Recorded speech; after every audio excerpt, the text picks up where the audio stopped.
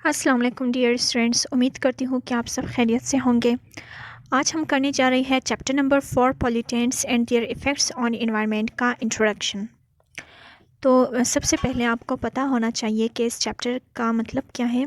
Chapter number 4 जो कि है पॉल्यूटेंट्स के बारे में। पॉल्यूटेंट्स जैसे आपने इससे पहले सीखा है कि हर वो चीज़, हर वो मादा जो माहौल में पोल्यूशन की वजह बनते हो, उनको हम कहते हैं पॉल्यूटेंट्स।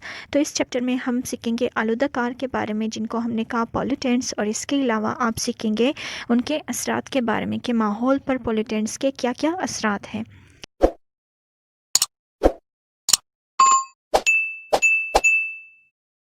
आपने लोअर सेक्शन क्लासेस में पोल्यूशन के टाइप्स सीखे हैं, जिनमें पहला टाइप था एयर पोल्यूशन, दूसरा टाइप है पोल्यूशन की नॉइस पोल्यूशन, और तीसरा टाइप है वाटर पोल्यूशन, फोर्थ टाइप है पोल्यूशन की लैंड पोल्यूशन। इस चैप्टर के अंदर जो टॉपिक्स आप सीखने जा रहे हो वो रिलेटेड होगी एयर पोल्यूशन और लैंड पोल्यूशन से। पोल्यूटेंट्स क्या है, सबसे पहली सवाल आपके जहन में ये आ रही होगी। जैसे मैं पहले भी बता चुकी हूँ कि पोल्यूटेंट्स हर वो चीज़ जो माहौल में पोल्यूशन की वजह बनते हो।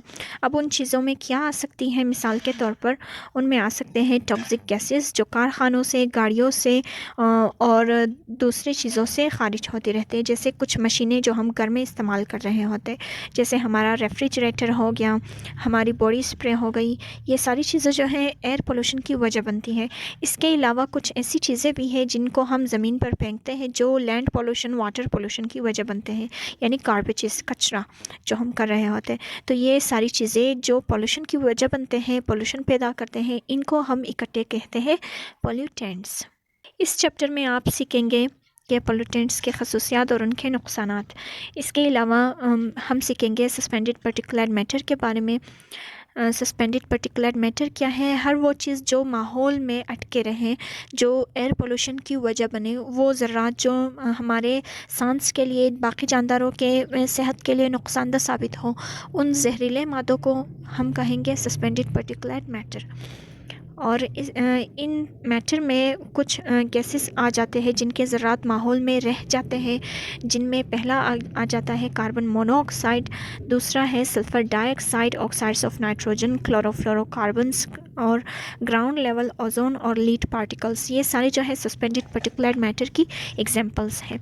ये गैसेस जो है कहाँ से निकलते हैं, ये तो आपको पहले से पता होगा कि ये कारखानों से, गाड़ियों से निकलते रहते हैं।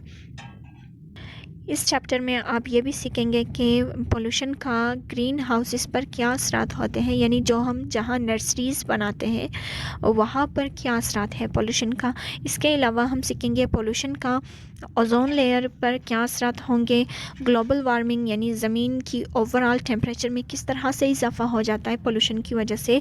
हम मज़ीद सीखेंगे एसिड रेन कैसे होती हैं, कौन से ज़रात उसमें शामिल होकर एसिड रेन की वजह बनती हैं, और साथ ही साथ हम आपको कुछ सजेशन देंगे डिफॉरेस्टेशन को कम करने के लिए, कुदरती वसाइल को हम कैसे बचा सकते हैं, और लास्ट में हम सीखेंगे ज़मीन के ऊपर ज़िंदगी को बहाल रखने के लिए हम किस तरह से कोशिशें कर सकते हैं ताकि ज़मीन ख़राब ना हो और ज़िंदगी जो है बहाल रहे।